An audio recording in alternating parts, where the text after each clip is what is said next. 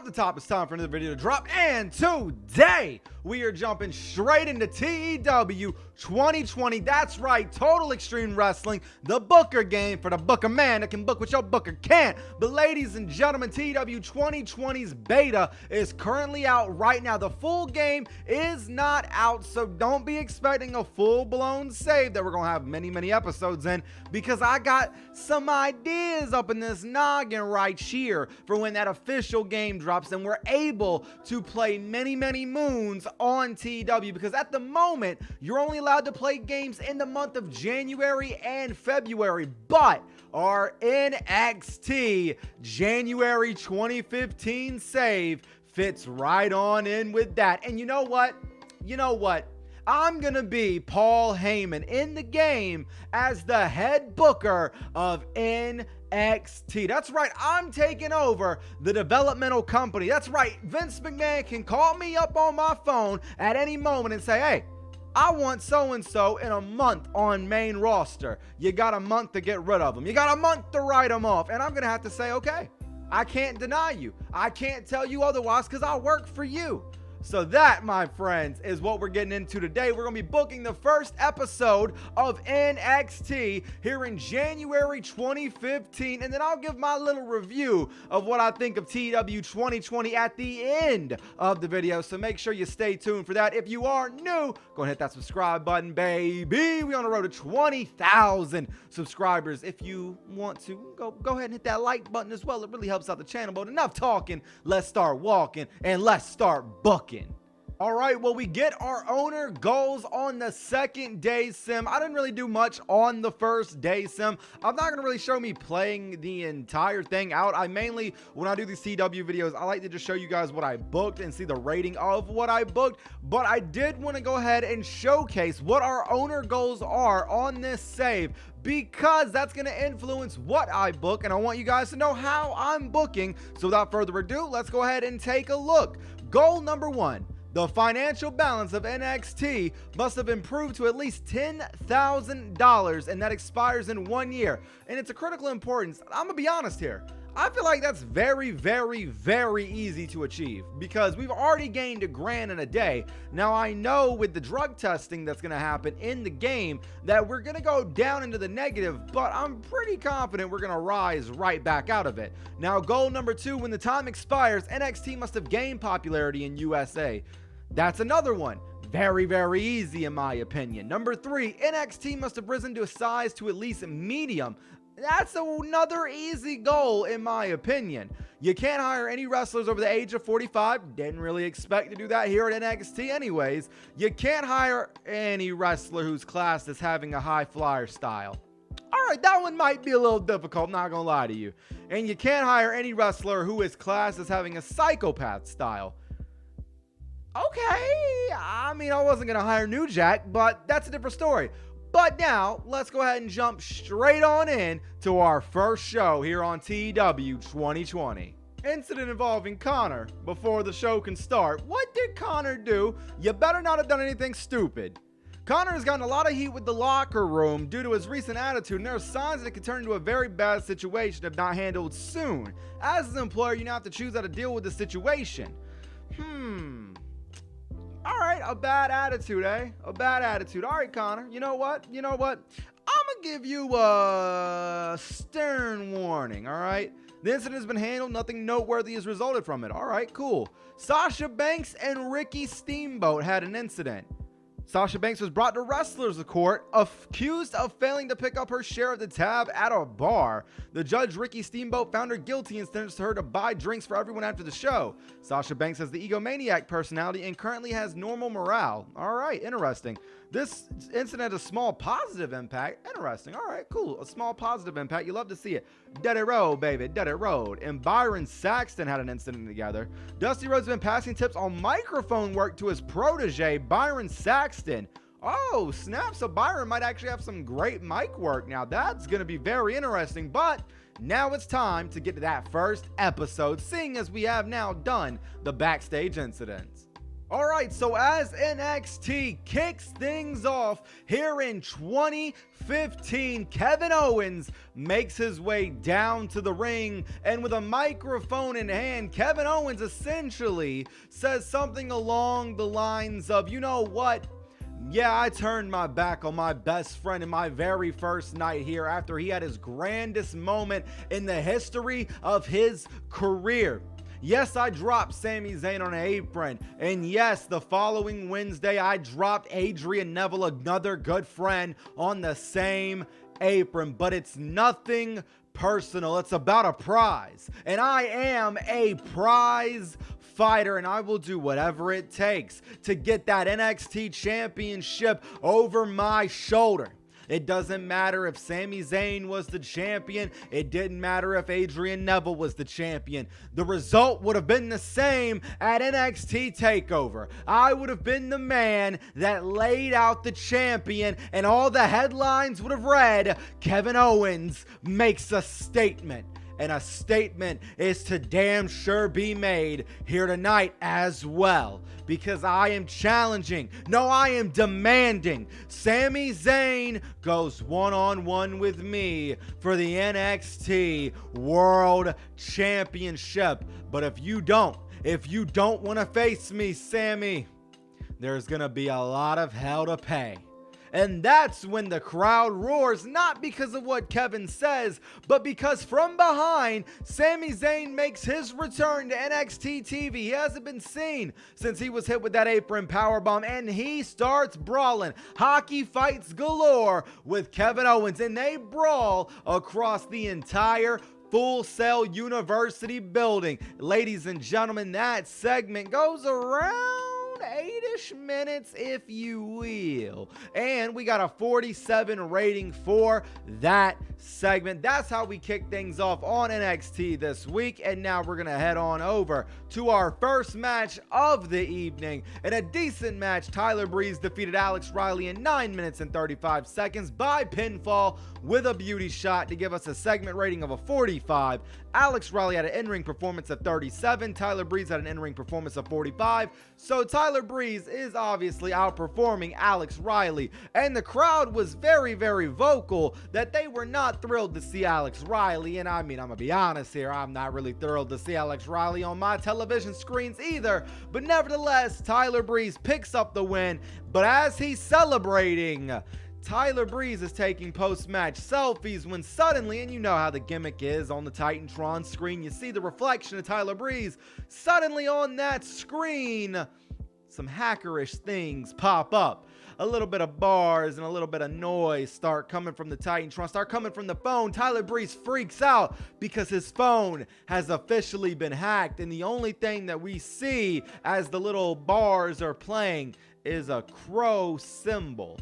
And that is Tyler Breeze getting the absolute hell scared out of him. That got a 42 segment rating. We move forward now, and backstage, Sasha Banks and Becky Lynch are backstage talking it up because episode ago on NXT, it was Charlotte Flair who retained her NXT Women's Championship against Sasha Banks. But now Sasha Banks and Becky Lynch are talking about that backstage, and Sasha Banks is essentially saying that they will get the NXT Women's Championship eventually, and Becky Lynch is preparing for her match that's coming up next, and that got a 27. Sasha Banks was very poor when trying to improvise dialogue, and Becky Lynch, though, clearly enjoyed having the freedom to go off script and perform well. So now we know Sasha Banks not really the best to go off script, but Becky Lynch on the other hand. Moving forward, though, we have Becky Lynch going one-on-one with Bayley, and a bout that had a decent reaction from the crowd, but terrible wrestling. Becky Lynch defeated Bayley in 10 minutes and 30 seconds by submission. That got a segment rating of 32. Becky Lynch had an in-ring performance of 30. Bayley had an in-ring performance of 33. And it seems that the particularly vocal crowd did not seem thrilled with Bayley, which is very, very interesting. I'm going to have to think about that going forward. But that got a 32 segment rating. And we move forward now where Paul Heyman, ladies and gentlemen, my name is Paul Heyman, formerly the advocate for Brock Lesnar, but currently the new reigning and commanding NXT General Manager. And as my duties are now here at NXT, I have decided to make a blockbuster main event on my very first night here on the Black and Yellow brand. And that first blockbuster main event will be around the NXT Championship, because as you know, the prize fighter Kevin Owens has a history, a track record now of laying out people here at NXT, and I will not stand for it. No, I will not. But it seems the former NXT champion didn't get a real fair shake at Kevin Owens. Why, you may ask? Well, when Kevin Owens and Adrian Neville faced off against one another a few weeks ago, it ended in double countout, and that does not fly under my book. So tonight, in the main event of the evening, Kevin Owens and Adrian Neville will battle one-on-one once again. There must be a winner, and I will be taking this match into heavy consideration for who will be facing off against Sami Zayn at NXT TakeOver. And that got a rating of 65, the best rating of the night. Paul Heyman debuted the sports agent gimmick here in NXT and got an initial rating of very good. And the NXT Championship segment, or storyline if you will, has progressed because of that and gained heat. We move on though. Backstage, Finn Balor and Hideo Itami are talking amongst themselves. They're getting interviewed, and Finn Balor is asked, where do you see this tag team going with yourself and Hideo Itami?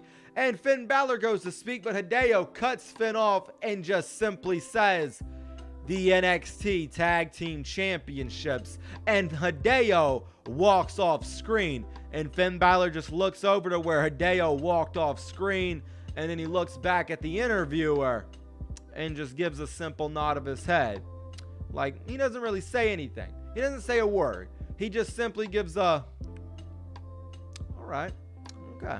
He does it with the facial expressions though, no words, and then he walks the other way. So could Finn Balor and Hideo Itami be looking to go after those NXT Tag Team Championships soon, which are held by the Lucha Dragons? I'm not really quite sure at the moment. However, what I do know is that certainly we are going to be in for a treat if that match does happen. That got a segment rating of 39, and Hideo Itami was held back by the language barrier, not speaking the same language as the fans. We're going to have to keep that in mind moving forward. And in our main event of the evening, in a decent match, Kevin Owens defeated Adrian Neville in 14 minutes and 20 seconds by pinfall with the pop-up powerbomb. I haven't edited that moveset name yet. Kevin Owens had an in-ring performance of 50. Adrian Neville had an in-ring performance of 53. Kevin Owens and Adrian Neville have great chemistry, and it showed in their performance. You love to see it. Segment rating of 55. Great match. Can't really ask for much more than that now, can you? Moving forward in the main segment, the last segment of the night. Mind you, Sami Zayn did walk down to the ring at the end of Kevin Owens and Adrian Neville, because Kevin Owens just started to obliterate Adrian Neville at the end of that match. He hit a pop-up powerbomb, shook his finger, lifted Adrian Neville up one more time, boom! Not yet, I'm not done yet, I'm making a statement. Lifts Adrian Neville up again, one more pop-up powerbomb. That's 3 in a row. Adrian Neville lands on his neck. Oh my goodness, it looks scary, mind you. It looked very, very scary. But Kevin Owens still doesn't put Adrian Neville away with just 3 pop-up powerbombs. Oh no. Instead, Kevin Owens pops Adrian Neville up one more time. A 4th one connects, and the referee wanted to call things off, but Kevin Owens says, I'm going for the cover. Count. 1, 2, 3. Kevin Owens is your winner. And that leads Sami Zayn to hit in the ring as Kevin Owens tries to go after Adrian Neville again. And boom, Sami Zayn catches Kevin Owens. They're going back and forth. Another hockey fight. But this time, Sami Zayn gets the up and up on Kevin Owens, dumps him to the floor. And finally, Kevin Owens tries to hightail it through the crowd while Sami Zayn helps Adrian Neville onto the stretcher, which Adrian Neville once again having to get stretchered out of here.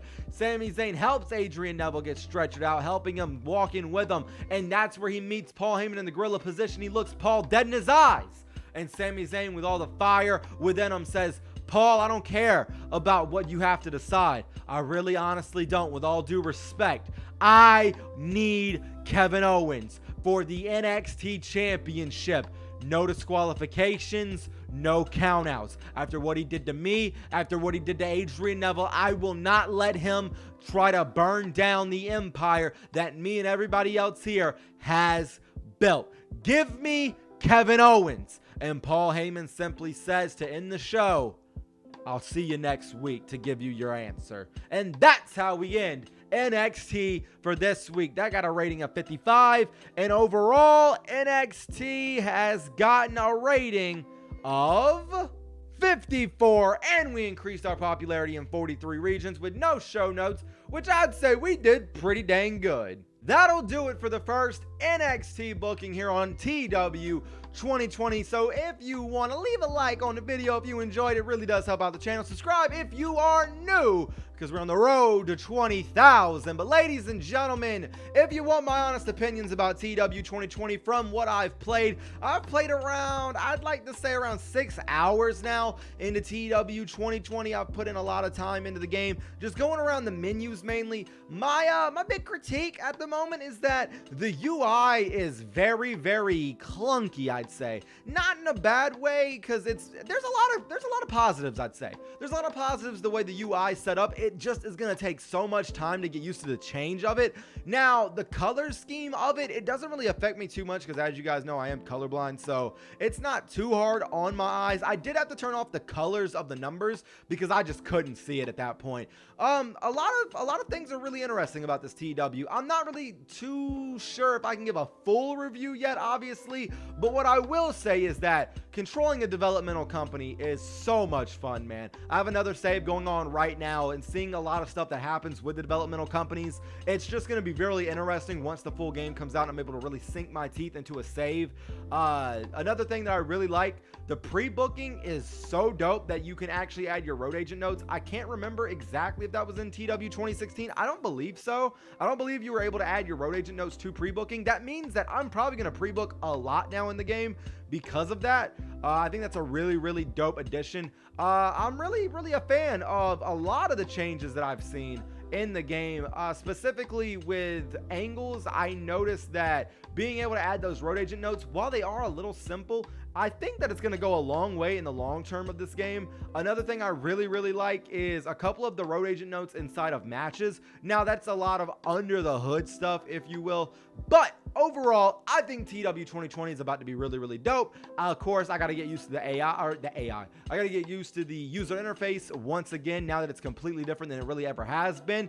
But if you want to ask my opinion, I recommend getting the game when it does come out. And ladies and gentlemen, that'll wrap up this video. If you did enjoy, once again, leave a like. It really does help out the channel. Subscribe if you are new. We're on the road to 20,000 subscribers. Thank you all, by the way. We hit 19,000 subscribers a couple days ago. Just want to say, guys, thank you so much for hitting that 19,000 subscribers threshold. Once again, I say it every single time we hit a big milestone here on the channel. Thank you all for giving me a creative outlet to be very creative in this realm of professional wrestling. I cannot thank you all enough. And of course, if you are new, hit that post notification so you know each and every single time I do upload. But as always and forever, take it easy though, guys. Peace. My girl, don't lie to me. Tell me, where did you sleep last night?